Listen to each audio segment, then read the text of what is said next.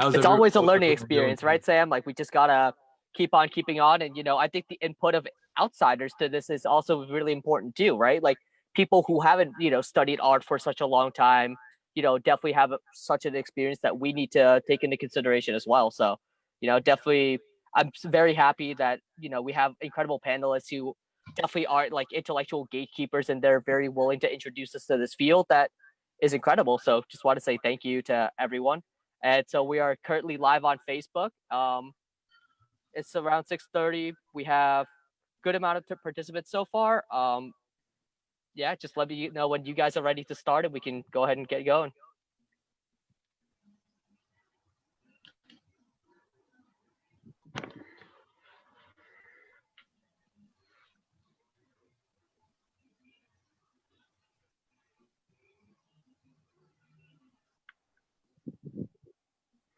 Technical difficulties.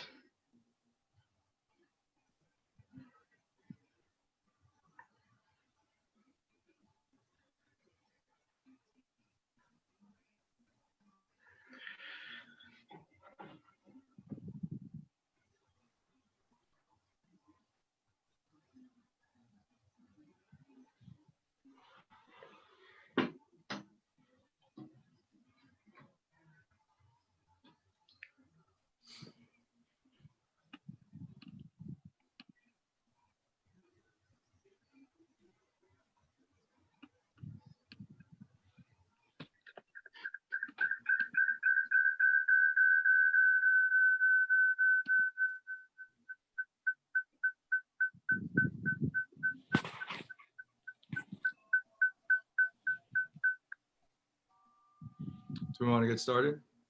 Yeah, I think we're just going to go ahead and get started. So first of all, I just wanted to thank the Commission of Women, Children, Seniors, Equity, and Opportunity, Executive Director Stephen Hernandez, Co-Chair Alan Tan, and Latin Puerto Rican Policy Director Warno Oyando for providing the space to amplify these incredible conversations. First off, tonight is going to be about heart, art, trauma, and resiliency. This is presented by I Am Not a Virus. My name is Kenny. I'm one of the podcast hosts and director at I Am Not a Virus. Sam, over to you. And my name is Sam Hyun. I am also the other co-host on the podcast for the I Am Not a Virus campaign, and as well as I currently serve as the executive director for the Korean American Citizens League of New England, as well as the chairperson of the Government Relations Committee and as well as a commissioner for the Massachusetts Asian American Commission. All right, awesome. So at this time, we're gonna get started with some presentations. First up is gonna be Jo Boon Kyo, who has graciously presented one of his favorite piece of art right now. Jo Boon Kyo is a visual artist, art handler, and his relationship to art is that he is currently married to the game. His artwork that he would like to present is Richard Tiravanjas, correct me if I'm wrong, and it's called Untitled, Same But Not Equal. Go ahead, and I would like everyone to take a look at their screen right now, and Joe, when you're ready, go ahead and present a little bit about this work. This work is by the artist, Thai artist Richard Tiravanjas. The piece is a canvas that's emblazoned with the words "same but not equal." But the canvas sits on two piles of rice. One pile of rice is jasmine rice, like of a higher quality, and the other pile of rice is a more lower quality version of rice. So this piece is it's a really resonating piece because everyone's saying that why is it wrong to say all lives matter? Because right now the certain lives are more at danger, and really they need our guidance, and need our help, and need our allyship, need our support. And we're all humans, but we're not equal in the discrimination that's happening in this world right now. Right now, Black Lives Matter is doing what it needs to do to revolutionize and change and bring justice and change and overhaul the systemic racism and police brutality in this world. But also beyond the Black Lives Matter, within Black Lives Matter, and also in Asian American society, there's still issues of Black trans, Black gay, Black lesbians, Asian lesbians, and Asian trans. Like, there's still other levels of this, and it's great that there is a holistic united front, but we cannot also forget that even within this united front, there is still segregation within the movement. And that also has to be addressed simultaneously in order to gain any traction of, progress and change. And this piece it really reminds you, like, yes, we're all humans, but the Asian American identity, it's kind of an overall blanket. It's like we have 50 countries in Asia. Each country has its specific issue. And to generalize that as Asian American lives, we have to be careful, because that can get problematic. We also have to address the Singaporean issue, the Korean issue, the Thai issue, the Indian issue, the Russian issue, the Malaysian issue.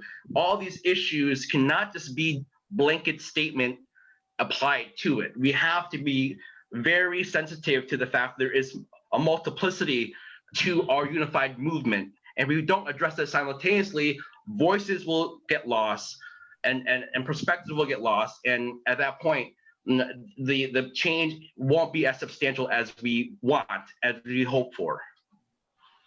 Thank you so much for that introduction, Joe. Thank you, Joe. I think that was incredibly important to just kind of start off this entire conversation by pointing that out. And I think you really articulated a lot of points that many in the API community really do want to highlight, but maybe hasn't really been brought to the forefront. So thank you for that. Absolutely. Moving on to our second demonstration. This is from Jason Oliver Chang, Associate Professor of History and Asian American Studies, Director of the Asian American Studies at the University of Connecticut. And his current work is Where Lies the Land? So this is what is currently displayed now up on the screen. Jason, go ahead and take away and introduce yourself as well. Hey, thank you.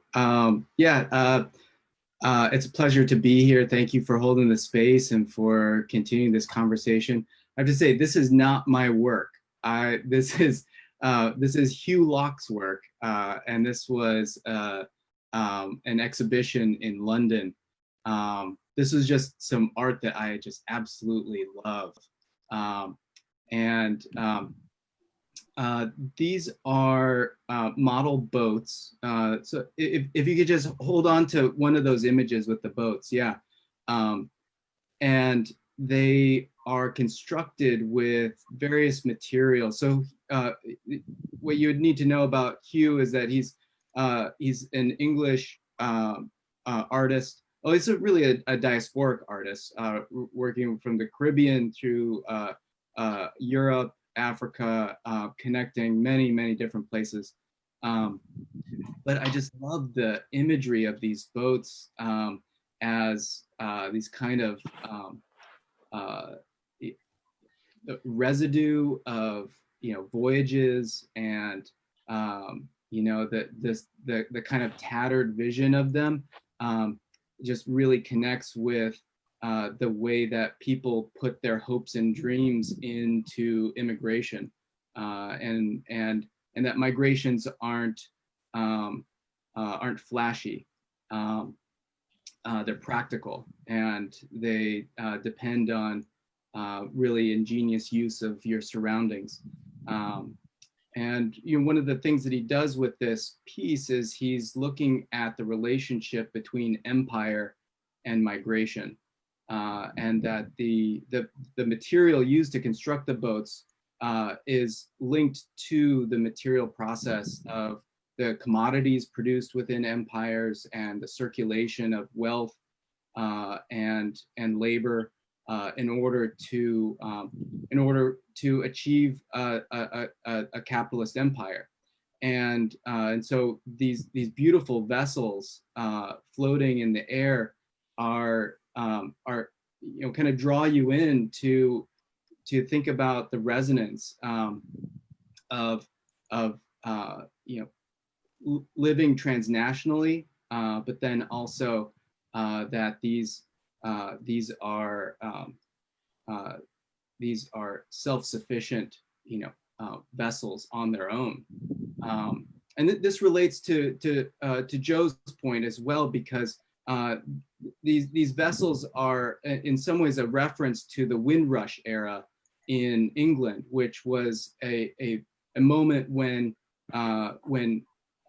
laborers were recruited from the Caribbean. Black laborers were recruited from the Caribbean to the UK, and then to work in factories and other places, and then abandoned, and so you have imported populations that were imported populations of color that were then abandoned and then criminalized. And one of the reasons why we see the Black Lives Matter movement go global is because this is a global mechanism of exploitation, and capitalism has a long history of racializing and using blackness to acquire its labor. And so, when we see these boats, these are the kind of infrastructure of immigration, right? And when people move, there's politics, and so I think coming back to the political context, this is a story that is shared across the world, and I think that's why we're seeing Black Lives Matter protests all over the globe, which is very exciting to have a global conversation now about these things. And as Joe is pointing out too, he's making some great points that Black lives are in order for Black lives to matter, we have to address the politics of those places. There isn't just one way to go about things, and that discussing our differences and discussing the mechanisms and histories of racialization are one way of laying that bare. Thank you so much for that insight, Jason. I think it's absolutely incredible. I think these boats, like you had mentioned before, just carry so much symbolism to them, and it's incredible, to have you explain that to us, not only as moderators but the viewer today as well. Thank you so much, Jason. All right, awesome. So moving on, we now have Nare Kim, who is an assistant professor in residence and associate director of Asian/Asian Americans Studies Institute at the University of Connecticut. She is a lover, practitioner, critic, and learner of art. And the work that she would like to present today is from the South Korean novelist Han King's oeuvre, and it is called 바람이 분다 가라. It is called The Wind Blows, Go. So go ahead, and if you would like to present. Yeah, thank you for the opportunity to share my favorite piece of art. So it's always hard to choose a favorite, but I chose a writer whose entire work or the oeuvre that I'm really interested in. And I purposefully actually chose a Korean work, even though I'm a critic of Korean American writings, because I wanted to get to the significance of Asia in Asian American studies as well, that it's really important for us to understand that Asian American identity is quintessentially an American identity. However, it is also important for us to remember what came before, what were the conditions that led to the immigration or the migration, and how does that continue to inform Asian American communities, right? So I wanted to choose a South Korean writer, Han Kang, who became famous in the global literary scene because of her winning of the Man Booker International Prize for Fiction in 2016. The piece that won the prize is The Vegetarian, which is probably one of the most famous work of hers in America. Her other work, Human Act, has been also translated, and Whiteness is another work that has been translated. The work I chose, 바람이 분다 가라, or the English translation would be The Wind Blows Go or The Wind Rises Go, is a work that has not been translated. And it's a really significant work because it deals with, basically the writing itself deals with the death of an artist, death of a a painter specifically. But largely, this novel is an experimentation of the form. There's a lot of different writings that is done in italics, and there's some drawings and pictures. In it are snippets of the theories, the quantum theories, the theories of the wind, the theories of light. And there's this whole relentless questioning of what is the human, and that question is asked within the specific context of South Korea, which has the very violent history of military dictatorship in 70s and 80s, which partly made possible the current economic wealth and also cultural wealth. And also how people who lived in that time period was fighting that condition through art, through production of art, through human camaraderie, through friendship, through love, and what it means to be the human amidst a lot of violence. Which is the human condition is the question that this work asks. Is it the violence? Is it the love? Is it the friendship? And how do we make sense of ourselves in that condition? But as Joe and Jason has also pointed out, this piece is a very particularly a Korean work, but it is also a global work, as her winning of the Man Booker Prize attests.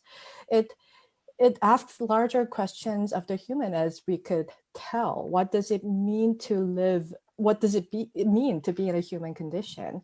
And what does it mean for a work of art that has been written for a specific national audience in a language, Korean, which is not a language that is hugely spoken around the world, to actually win an international prize, to be able to be translatable, not only in the market, but also in the critical sense, to win prizes and then to get acclaimed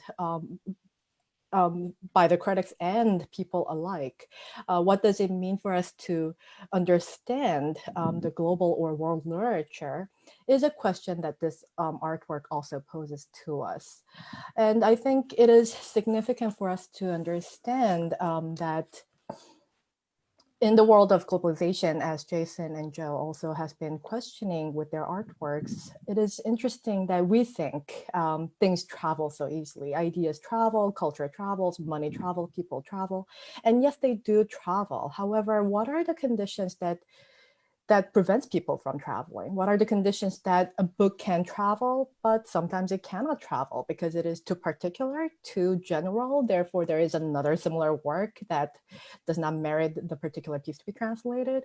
What allows for a certain work to attain more fame over others? Does it have to do with the value of the book, or does it have to do with the political conditions of literary prizes or the consumer market condition in the West? And I think this book is a perfect example that raises all those questions to us. So it is an absolutely great piece of work that I think should be translated, that I think people should read. But her other two translated works, The Vegetarian and Human Actor, are also fascinating. And I wanted to introduce this writer to the table. Awesome. Thank you so much, Nare. Yeah, thank you so much. I mean, it's just, I think particularly being Korean American too, to hear you, especially showing and articulating how art is such a powerful form of expression, and especially in Korean history, it has very much been intertwined with political protests and the wave that Koreans have advocated for themselves and fought for themselves, but also remembered what happened, to not forget. And so, and your point that you brought up about what gets told and why and how, I think is especially important in this time that we're in right now. So that was incredibly powerful and so beautifully articulated. And so I want to thank you for that. And as we move forward into, I guess, our next round of, our first round of questions would be, is how did each of you get involved in HEART?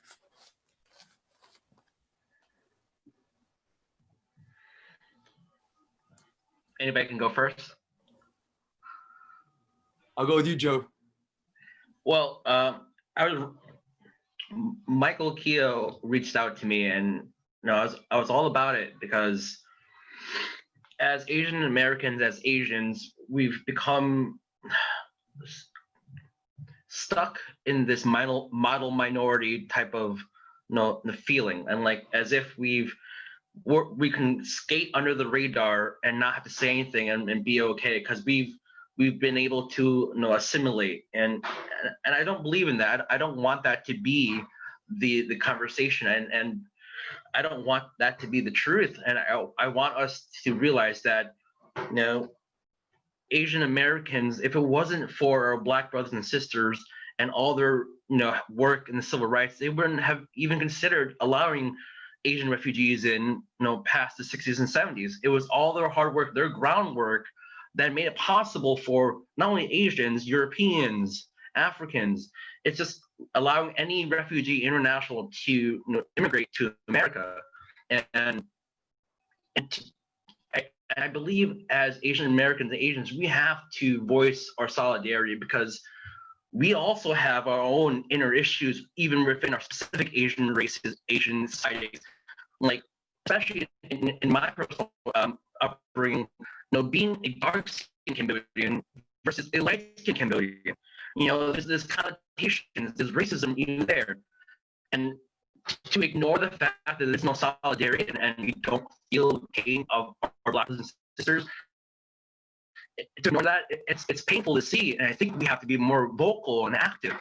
And like our families did not, go through trauma and death and murder and like being pushed away from borders and having to, endure like horrible refugee camps conditions to get to a country that is also doing the same horrible things. And we should be grateful, and it should really push us to be more vocal, push us to be more active in supporting our Black brothers and sisters. We need to be there.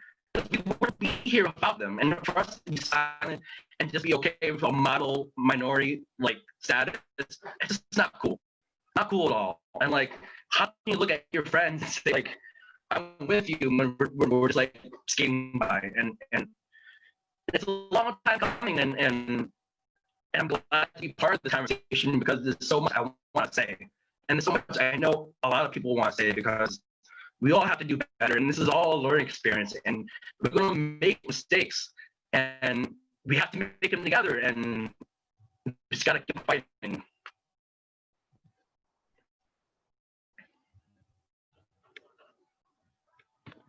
Absolutely, Joe, and you're right. There is no excuse to be silent anymore. And one of the challenges and learning experiences has definitely been understanding that we are not a monolith. And so it's incredibly challenging when we don't share a common language, when we don't share similar experiences. And even amongst this conversation right now, it's such a diverse panel and where we don't have the same experience. Like even like Nada and I, like we don't have the same experience. And even though we're both Korean. And so Jason, how did you get involved, and do you have any additional comments on top of Joe's beautiful articulation? Yeah, thank you. I need a refresher on what heart is, and maybe our audience does too.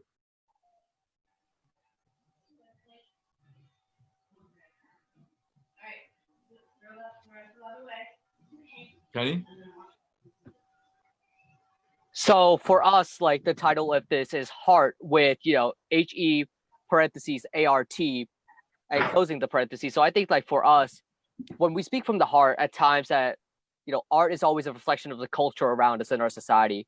For us, we would just definitely love to see how all of you got involved into this segment of art and how it reflects, on your personal feelings, because a lot of times we get involved in art that reflects what we feel inside. A lot of people go to things like, spoken word poetry, or a lot of times people go, to a punk rock show because that's what they feel inside, or something that they want to kind of see come into fruition. I think that you can tell a lot about a person based on the type of media and art that they consume. So we just wanted to see what that starting point was for you, Jason. Yeah, thank you. I needed some help with that question. Just bring my sights into focus. Yeah, I mean, art for me has been a life preserver. Art saved me in high school, barely graduated high school. It was my art classes that sustained me. Photography, drawing, painting, sculpture. That was the only thing that actually kept me in school. And then later on, I always turn to the arts as a way that that I could practice a kind of interdisciplinarity that that allowed me to capture, you know, the whole range of information and knowledge and experiences, emotions, histories. I mean, the capacity for art as an expressive vehicle is I mean, it's basically limitless. But I'm trained as a scholar, and so I write, and so that's been, after jumping through the university's hoops and getting tenure, it's given me a chance to kind of take a step back and think about what ways do I want to incorporate art into my research? What ways do I want to incorporate art in the classroom? And because what my experience taught me is that art as an expressive vehicle gave me capacity to understand myself and to understand the world around me, and it challenged me to develop my voice. When you are engaged in in trying to make it look right, you have something in your head, and getting it out onto paper or into the real world, it requires you to come to terms with your own limitations. You have to really evaluate your place in the world. And I think there's few other activities that kind of force us into these kinds of self-reflective, but also deeply engaged with the world. And so in some ways, art is sort of like a portal for me, and that's what I hope it is for my students as well. So one of the things that we've done at the Institute is to take some of the students' updates that they gave during the distance learning portion of the semester, and they were really powerful. I was just struck by the kinds of challenges that students are going through, and the change in their responsibilities at home, the new degree of like self-doubt they have, and financial digital divides are just really astounding. Something that we wouldn't even consider questioning or bringing up really in the classroom otherwise. So seeing those in their responses gave me this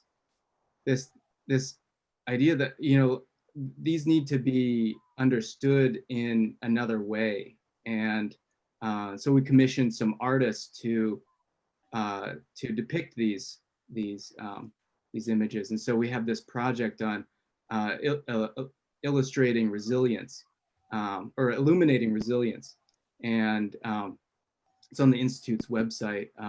But we're collecting stories and pairing them with artists as a way of both documenting, but then also communicating the vulnerability of students, and hopefully, building connections, and an idea that that through expressing yourself, that some other way, you connect both to other people, but then also seeing yourself represented in artwork as a powerful sort of declaration of value. And I think, for students to see that their stories portrayed in a beautiful fashion of, is it I don't know, there's just it goes beyond just a selfie, you know. Thank you. And I really, you know, when you said seeing yourself represented and how that's a powerful declaration of value, seemed to be, I will bet that probably hit a lot of people right in the heart right about now. And so Nada, if you could just kind of expand upon why it is that you joined and what struck you and what moved you to want to be a part of this conversation today. Yeah, so art was always an important part of my life. When people ask me what you are, one of the things that I always say is that I'm a literary critic. I have an English PhD. But on a more personal note, I call myself a transnational Korean who is somewhere on the spectrum of Korean and first generation American. And I guess because I say that because I left Korea a long time ago, and I also lived in other places. I was in an international school in Sri Lanka prior to going back to Korea and then to the US. But somewhere along that experience, what really got me through were reading books. I was always a bookish child. I love reading novels, but it became just extra personal to me. And when I couldn't speak English in my first years in an international school, and books were only things that connected me to the world that made sense to me. And as English got better, I discovered this thing called Asian American literature, which actually resonated with me as a non-American before I have ever traveled to America, because of some of the concerns that were spoken there, because of the difficulties of adjusting to a new culture, new language, new system, just the sheer exposure to race, which was not necessarily a concern in more monoethnic, it's not entirely monoethnic, but more monoethnic Korean society, but it was a huge thing in an international school. So as a person who was going through this whole set of experiences in a very vulnerable age, as I was a teenager, being exposed to this literature made it like it's a lifeline. It's something that is so important for me to understand myself and the world. And as I learned to continue on as a scholar, I learned that literature is not only a personal and private thing, but as a cultural critic, Raymond Williams say, every cultural context has many different temporalities mixed in it. So he has this beautiful piece called The Dominant, Residual, and Emergent, or something, those three words in some order, where he says every culture has a residual culture, which is giving way to a new set of systems, and the dominant culture, which many people recognize as the common sense or the common culture, although there's a lot of other subsets of the cultures, and the emergent, what is to come, the world on the verge of change that people are not quite grasping it yet, nor are articulating it, but the traces of which can be found in the work of art, in literature, in fiction, in music, in painting, because that's what art does.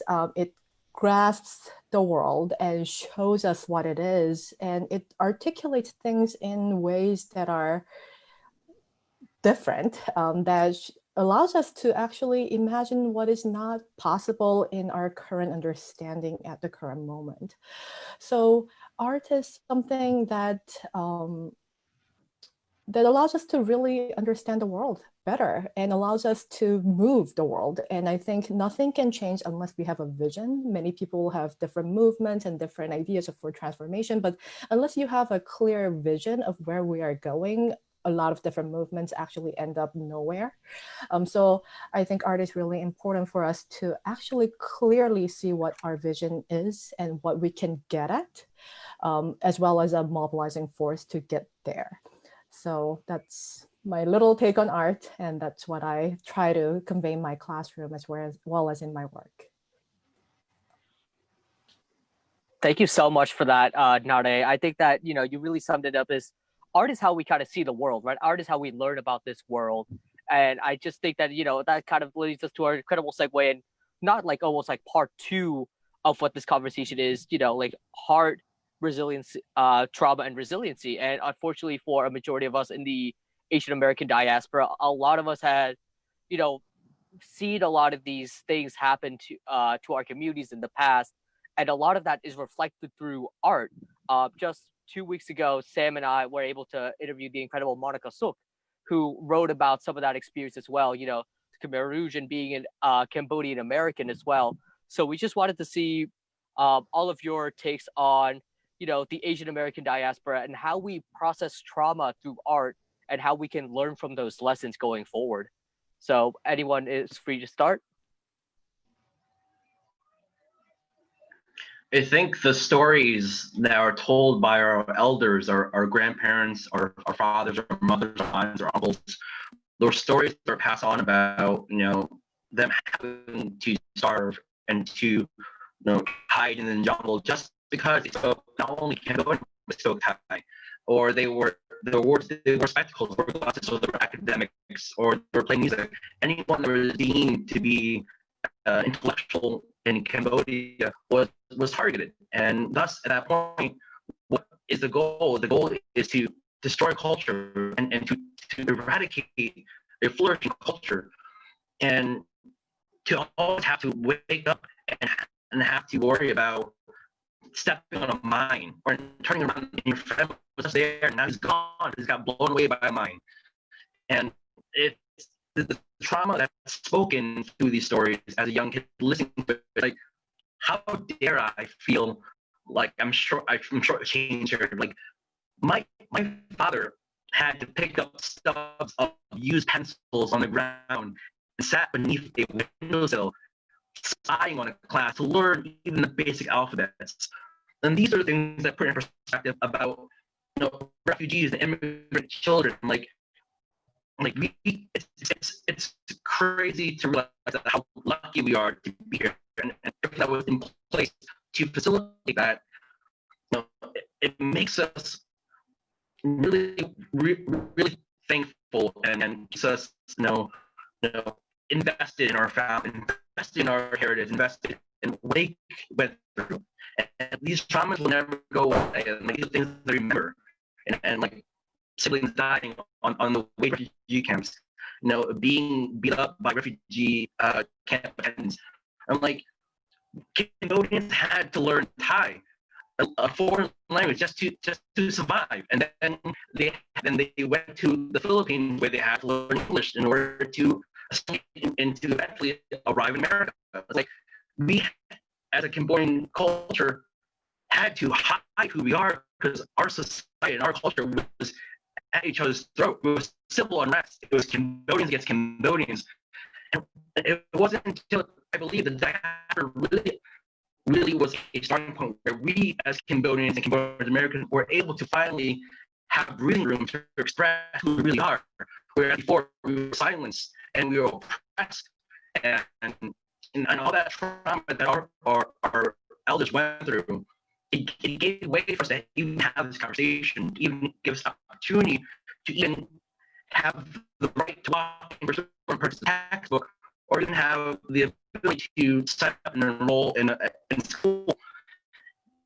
If it wasn't for all this trauma, and we wouldn't have this conversation. And I wish it didn't have to have all the bloodbath and the genocide, but we have to take all the sacrifices and use it as inspiration to reinvest in the culture and empower our people. And I believe that's how you work through and become resilient, because you take all that pain and all those atrocities and funnel it into a positive to make progress, to actually make traction and make enduring resolutions rather than blanket statements. And like, we have a lot of problems in our own Asian American culture, but at the same time, like, there's so much a spectrum of different individual experiences that can contribute to a very strong and prosperous future for the youth of the Asian American and Asian community. Thank you so much for that insight, Joe. For the next round, if it's possible, could you potentially put in some headphones? We've been receiving some feedback from the viewers about some potential background static, and it was a little difficult to hear some parts of that. But we thank you so much for your insight. Moving on to either Nare or Jason, if either of you would like to comment on trauma and the role that it has to play in our art. Yeah, sure. Well, there's something that Joe said that struck me. When I was in graduate school, I was studying history. My first project was to write any history, anything at all. It was just something about the past, and I chose to write about my grandparents. And I called up my grandma, and I started talking to her about where she was born. And then she said, "Jason, why are you asking so many questions?" And I was like, "Well, I wanted to know about what it was like to grow up in Hawaii and with your family, and when you guys had to move from Kauai to Honolulu, what was that like?" And she was like, it's just my life. No one cares about that." She's like, you have more important things to study. And that experience has always stuck with me. And I think one of the things that art does, maybe it's our job to make art do this, but for us to have conversations, for us to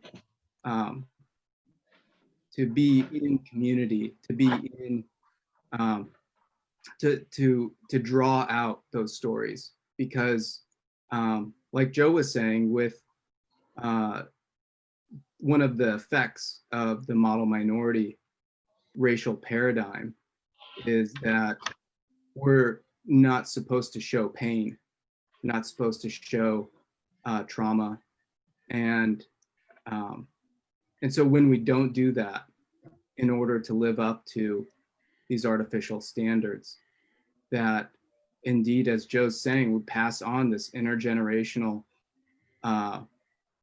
suffering. And when we don't know those stories, we don't have the same capacity to deal with the present, to know that someone else has that they've been faced with challenges, and they've also made a life despite it.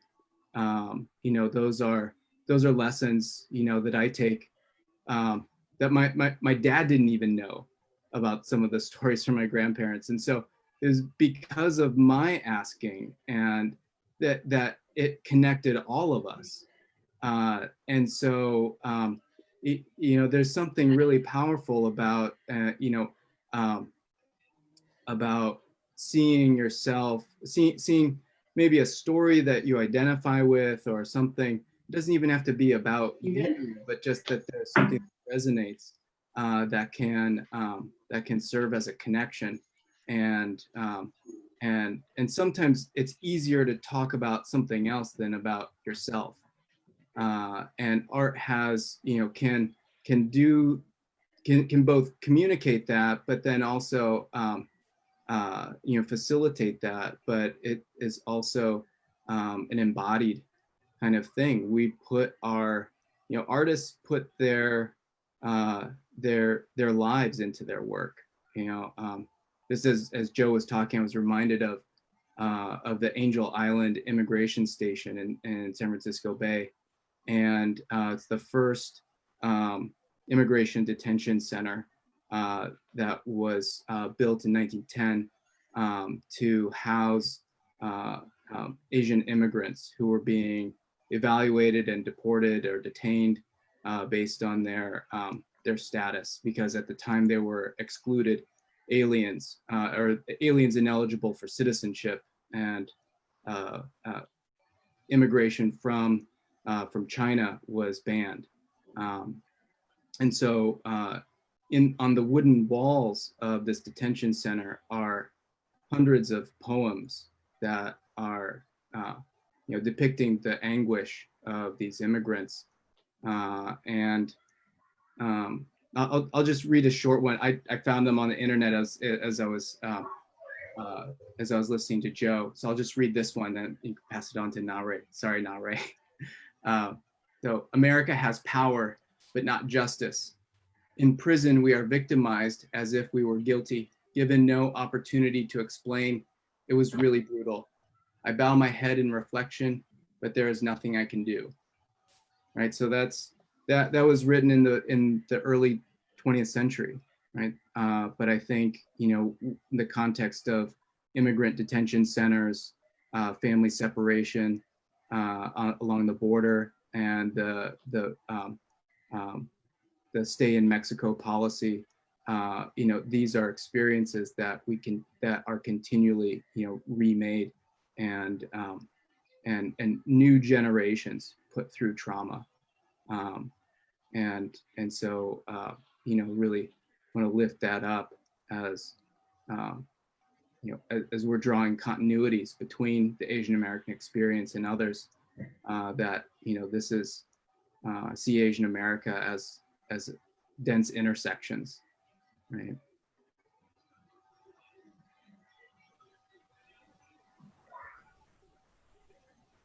Yeah, as Jason brought up, thank you for bringing up that beautiful part of history. I mean, I feel like art is something that is just so fundamental to people that even in really dire circumstances, people produce art. I mean, as Jason mentioned, those Angel Island poetries were like carved into the wooden walls, right? They are just, and in beautiful Chinese characters, it's just something that is really beautiful that came out of this really horrific experience to people who were probably thinking of a bright new life in a new land, right? And as Jason, you brought up your personal history. I mean, couldn't help but thinking how a lot of different Asian American arts are actually revisionist history. They make us see American history again, like something like Japanese incarceration, that the government tried so hard to dub as we are trying to protect our citizens or protect this people of Japanese descent, as the government was trying to say through their government explanation, the government videos, and by contrabanding cameras, but only allowing government photographers to take photos of the camps and all that. But there were so many rich literature that came out after and during the incarceration period that documented a different story. One of the books that I wanted to introduce is by Mine Okubo, who is a graphic artist. She identifies as a painter. And she has this, what I think is really cool, one of the first graphic novels called Citizen 13660. And this was literally drawn during the campsite, during the time that she was incarcerated. And in I call it a graphic novel because I think I'm hearing a little bit of feed, but she has the illustration on top and a little bit of explanation in text underneath. So it's sort of like every page is like her little diary with an accompanying illustration and the text. One of the pages that I have right in front of me is her documenting what it was like for her, what led her to write this book, right? And it reads like this. The evacuees were coming into the center at the rate of 300 a day. The last group of 274 arrived from San Francisco on May 20th, 1942. Every time a group arrived, I went out to the grandstand to watch them go through the induction steps I had gone through a couple of weeks earlier, blah, blah, blah. So she sort of like historically narrates what it was like to be at the site. So she's sort of bearing witness. But then after that, there is a paragraph change, and the next paragraph is very short, just one sentence, and it reads like this. The humor and pathos of the scenes made me decide to keep a record of camp life in sketches and drawings. So I think that has been the driving force of a lot of Asian American art, to just capture the incredulous and incredible situation, the slice of life that would otherwise get lost, that many people want to actually silence at times.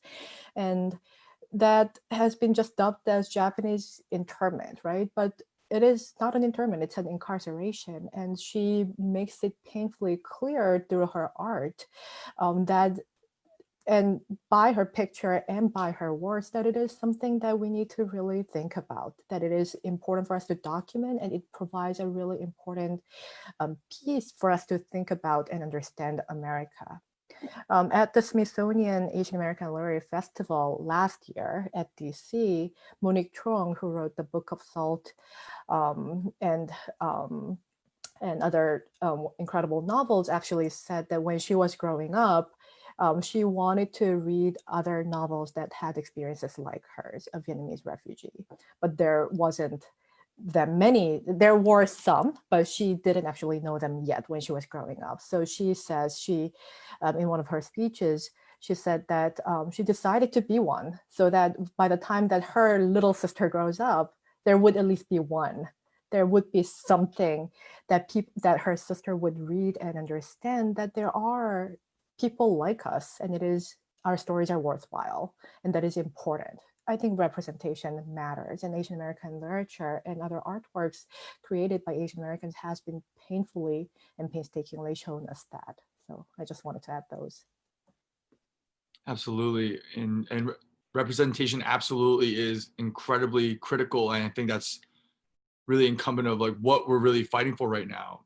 And just want, before we move into the next part, talking about resiliency and policy, I was having a phone conversation with a dear friend of mine, and she actually asked me to share this. She is a Haitian American woman.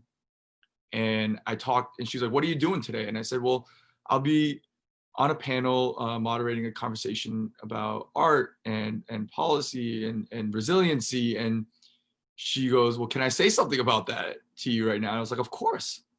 And what she said was, "I am sick and tired of being sick and tired of being congratulated for being resilient."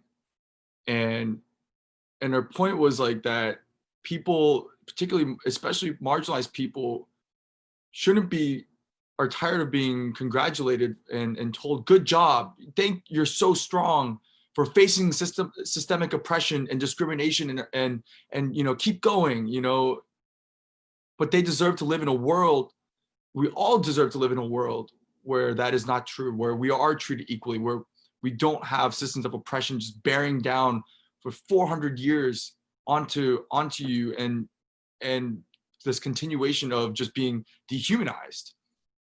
And so the question is, how does art and the expression of art, the use of art, the power of art, how does that play and impacted policy, and how can it continue to impact policy as we move forward? Because policy is not just what impacts us today, but it's what impacts generations in the future.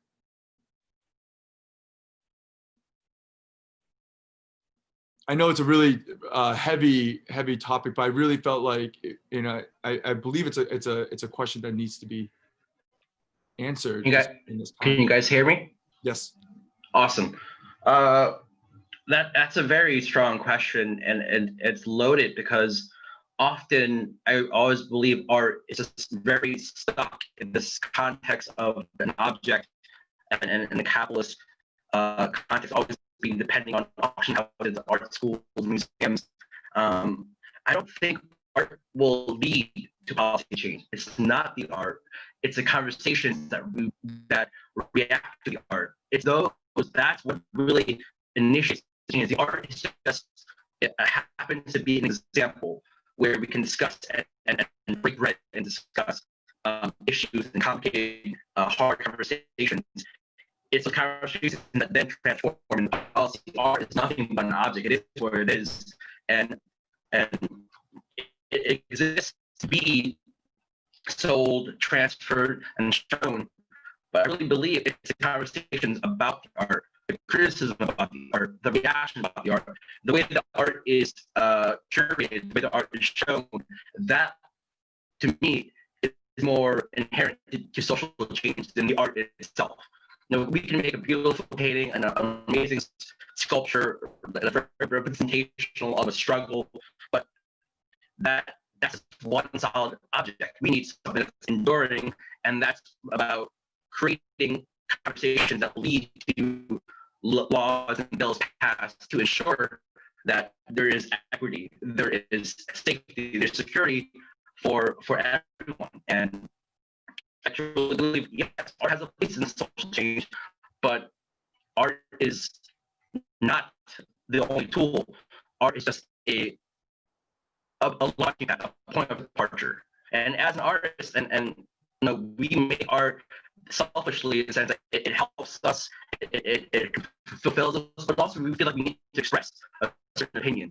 And most of the time, art is the artist's opinion, or the artist's intention, and the viewers then expands on that intention and interprets it, and then media releases, press releases are written, reviews are written, and that's how that art affects policy. It's afterwards, after creation art, after the exhibiting art, after discussing, that's where the change happened. Not just the art.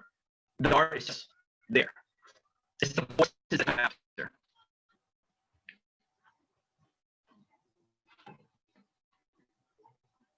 Thank you, Joe. And I think that point that you made, right, is about the conversation that ensues, right? That is really the power. And I think we've seen that in many instances throughout history. So, Joe, and to the people who are still on the call, I apologize. I hope you were able to catch what Joe was saying, because Joe has been really dropping a lot of wisdom today. And I appreciate, thank you, brother. And to just switch it up a little bit to Nada, because we've been continuously having you go last. I want to switch that up just a little bit.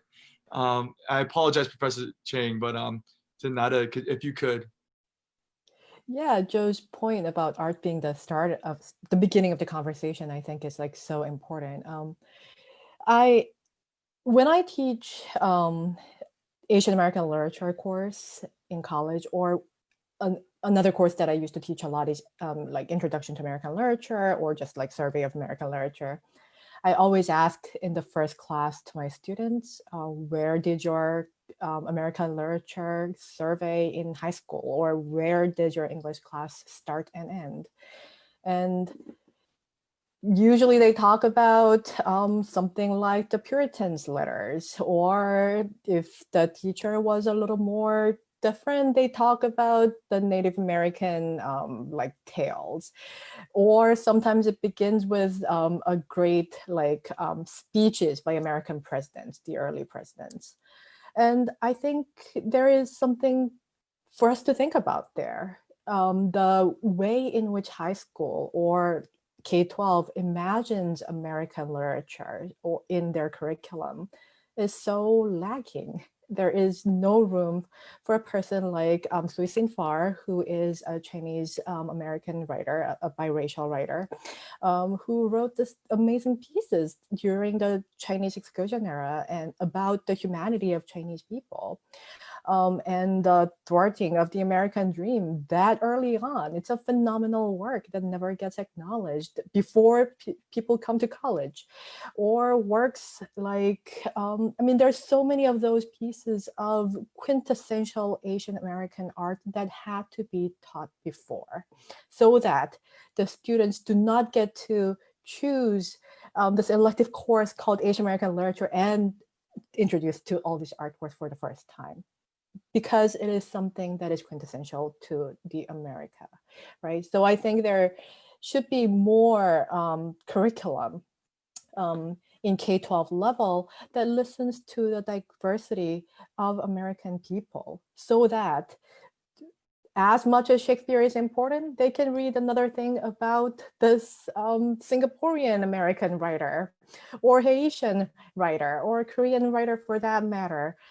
It's not radical. This is America. Asian Americans are the fastest growing population. They're not the biggest yet, but it is a significant population in America. It is a reality. And I think there should be policy for curriculum change that actually acknowledges that this is a quintessential part of America, that it's not an elective thing that those Asian American students can take, or that you can take because you feel like you need a dose of diversity because you are a critical person, right? And I think it is just incredible that many students come to understand something like, again, not to beat Shakespeare, but Shakespeare as a quintessential American literary canon. However, they never read a single thing about Asian Americans in 21st century America. I don't think that makes sense. So that education should start before college. That education should start early on, when young kids can actually have a flexible and complex understanding and grasp of America as it is in the world. That's all I have to say. You say that's all you have to say, but that was a pretty profound statement you made. And so thank you, and for your wonderful and beautifully articulated insight. So wow, like just really going deep and just trying to sit back and marinate on the words that were just said. So, and to Professor Chang, if you could wrap up with your thoughts on art and its impact on policy. Yeah, I think that this is such an interesting intersection because they're not topics that are usually put together. But I think it's important for us to see the symbolic economy at work. That art isn't just something that people do. Art is something that states do as well. You think about the architecture of our capital. You think about what do prisons look like. Think about what's going on with the militarization of the border. Those are aesthetic projects. They're supposed to look a certain way to assign value and meaning to those things. And I think when we see states as engaging in aesthetic production, right, we can meet them at that game, right?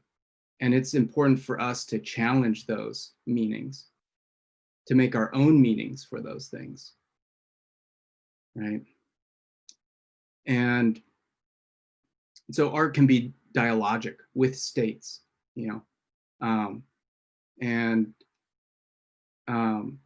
I think what I always go back to is that art was a foundational feature of Asian American studies. You can go back to the Kearney Street workshop in 1972, which provided Asian American artists a common space to express themselves. And I think one of the reasons why art is so central to Asian American studies is because, as Joe and Na-Rae have been pointing out, there is no real Asian America. It's always in formation, right? And it's always changing. And that it's emergent. And as Na-Rae was saying, I really love that that categorization of culture that you use, because I think art is at the stage of the not yet, and it has a way of forecasting and putting into words what hasn't yet been articulated, and so there's a way that art can can sort of speak a common language before the words have been put together. And I think what's really important right now at this juncture is that if we are to make good on our protests for Black Lives Matter, it means that we have to envision a world that doesn't exist yet, and that art can help pave the way for that by bringing people together, as it did. That Asian American studies is the genealogy of Asian American studies is a testament to how communities coalesced through culture, and eventually into politics. And I think, you know, we have to, you know, not just sort of think about I mean, it's always got to be a kind of both and kind of approach. So, you know, even just thinking about voting, you know, the need to show people and connect them to issues that aren't addressed to them at face value. You know, art has a way to communicate those kinds of values and bring people into you know into conversation, as Joe was saying. I think that's so fundamental. You know, it's not just making art, but discussing it, circulating it, and giving it meaning. Yeah. Thank you so much, Professor Chang, Professor Kim, as well as Joe, for all your insightful words. As a person who studied communication just enough to kind of understand the baseline of it, I think something really resonated with me reading John Cho's recent article about Asian American and their conditionality, right? Like for us, I think that this conversation needs to be had, and for us to start changing minds at an earlier age, you know, for Asian Americans to see themselves in literature, maybe starting from the K-12 age, rather than learning about their own history, you know, just in college or just a person who's studying Asian American studies. At this point, we have a few questions from the panel. So if one person wants to tackle each of these questions, that would be great. Our first question is, why do you believe that the implementation of books and resources to students, not just Asian American students, but all students in a curriculum from K through 12 would be beneficial for our society?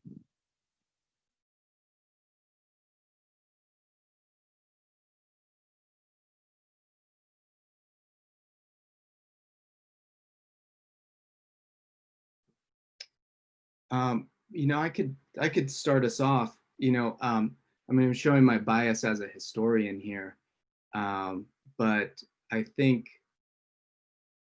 just reading the laws, if we read the statutes that dictate the history of Asian American migration, we will understand a great deal about the white supremacist vision for the country and its history. And it puts our contemporaries' context into stark relief that someone can say something that is a century old or more, and have it win elections is astounding. And I think just looking at the legal record, just reading that, it's not compelling. I mean, it's not dramatic, but it just shows us these important threads and the lengths that people will go to in order to exclude others. Professor Kim, I've also have not been calling you Professor Kim as I should have, and so I just wanted to quickly acknowledge that. Nara is perfect. And this question is actually for you, but art as a survival tactic. Yeah, so that's an interesting question because I think art is, well, simple answer could be yes, it is a survival tactic, but I think it's actually more than that. I actually want to even say that art is part of human nature. And I'm not the first one to say it. I actually shamelessly borrow it from Marx, who, as opposed to what many people think, was actually a very romantic writer in terms of art and literature. In one of his earlier writings on social and economic manuscript, he actually talks about how art is part of human nature. It is part of human nature to create things and put a form to their creativity so that they can make sense of the world and put it in a form or in according to which that they frame their own experiences. So the way in which he talks about capitalism as something that is averse to human nature is actually related to this the force of capitalism and consumerism that actually blocks people's ability to create and be connected to the world that they create and impact. So I do believe that art is not something that just comes at a moment of hardship. Art is not something that only super creative artsy people do. It is something that is inherent for everyone because it has to do with the way we understand and see and categorize the world, and also how we express our understandings in graspable form. So art is something that is just fundamental. It can mean different things to different people, and it can come out in different forms at different moments, but it is part of us. Thank you for that answer, Professor. Our third question that we have during this quote unquote lightning round is for Joe. So we had a few people ask about recommendations for books and what type of children's books or just books in general would be great to kind of start this conversation rolling, as you had mentioned prior. What books kind of get people introduced to this field of Asian American studies and to learn a little bit about our history? First off, I just want to make sure, is everyone hearing me okay? I've been having some technical issues. I apologize. Everything okay right now? Audio is great right now. All right, Facebook is doing okay, not choppy. All right, awesome. Well, there's so many books, really. It's just like go to your art section and like Amazon and like look up and find books on Asian American art or just Asian art to begin with, because Asian American art is a reflection on Asian art because it's a new context. The hyphen creates a whole different discussion.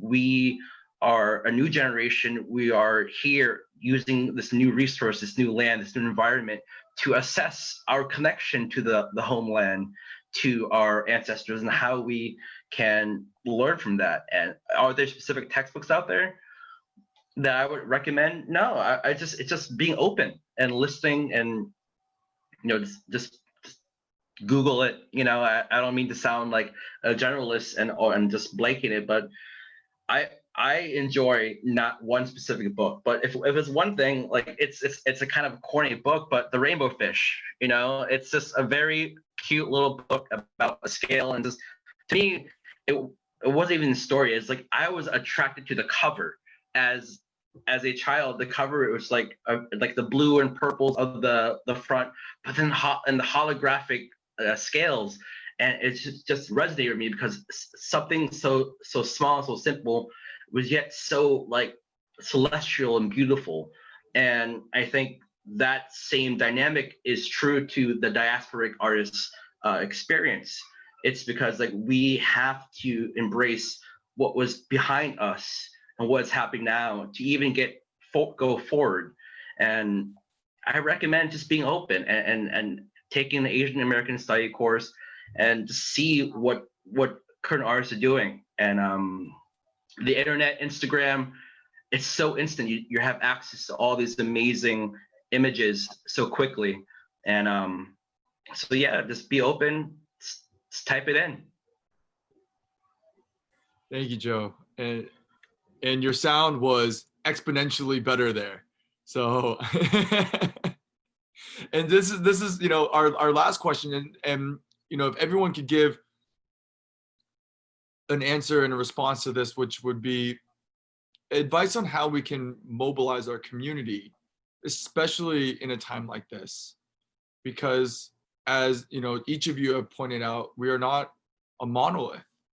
And through your own lens and through your perspective and the positions that you're each in and through the life experiences that you've had, how are you individually working to mobilize our community using your skills and your talents and your passions?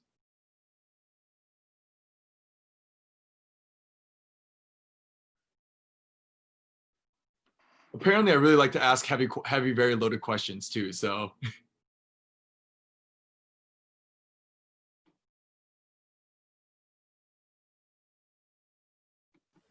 Jason, I know that you were at marches and protests. Do you want to share a little bit?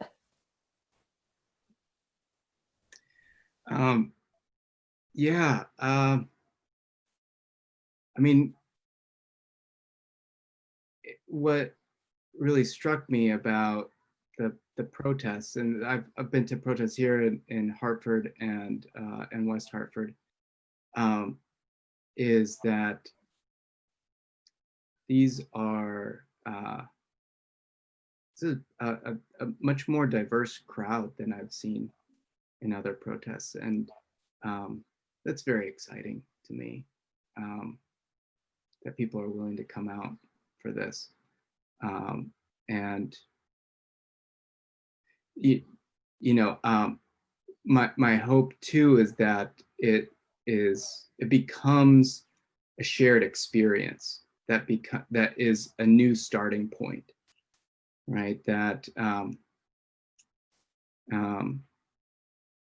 that we're still in the midst of a pandemic, and it's important for us to have connections, even though some of our institutions are closed. People have lost jobs. We're not able to meet in person, and I'm hoping that these experiences of marching together and being together in the streets across the country, across the world, create a new kind of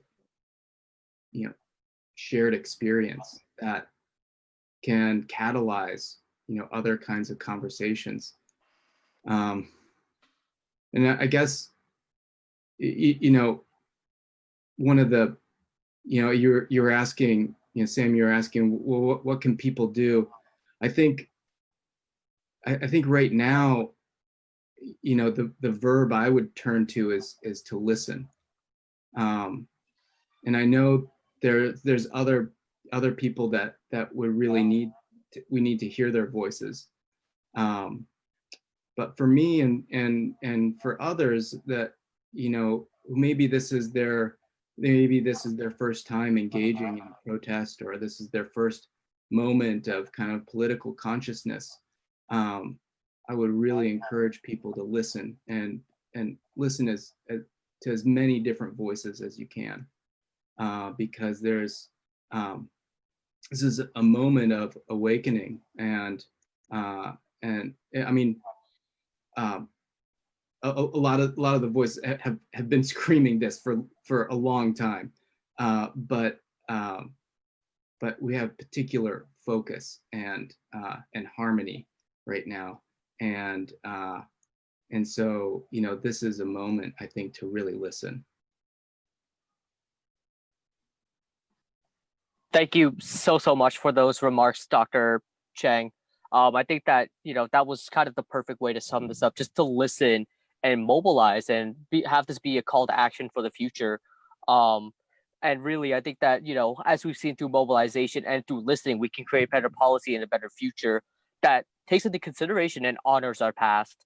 And I just wanted to, at this time, if there are no further questions from the webinar, just say thank you for all of you for attending today, as well as for your time and for the continued work that you guys have been doing for the Asian American community overall. And also thanking the Commission of Women, Children, Seniors, Equity, and Opportunity in Connecticut for allowing this space and platform. So thank you all so much for this incredible webinar. It's been nothing but an honor and a pleasure, and hopefully we would get back to conversation soon. Yes, and to Professor Kim, Professor Chang, and Joe, for you to pay the emotional tax to be here, to share your stories, to share your opinions and experiences. I really do want to thank you from the bottom of my heart, and to all the attendees to sit here and to take the time to listen and allow us to provide this space. Thank you so much. And this is a really challenging and difficult time. To say that right now, to give any bits of hope would probably feels a little bit inappropriate, especially when we should be feeling uncomfortable in this given moment. We should be hearing and understanding the pain of so many, not just within the Black community, but also people of color within, as people of color as AAPI, and we do have a very diverse community. So thank you so much. Thank you for listening. And I'm really, really humbled to the panelists. I'm really humbled to our sponsors and the attendees who came. So thank you so much, everybody. Please be safe. Thank you so much. Thank you.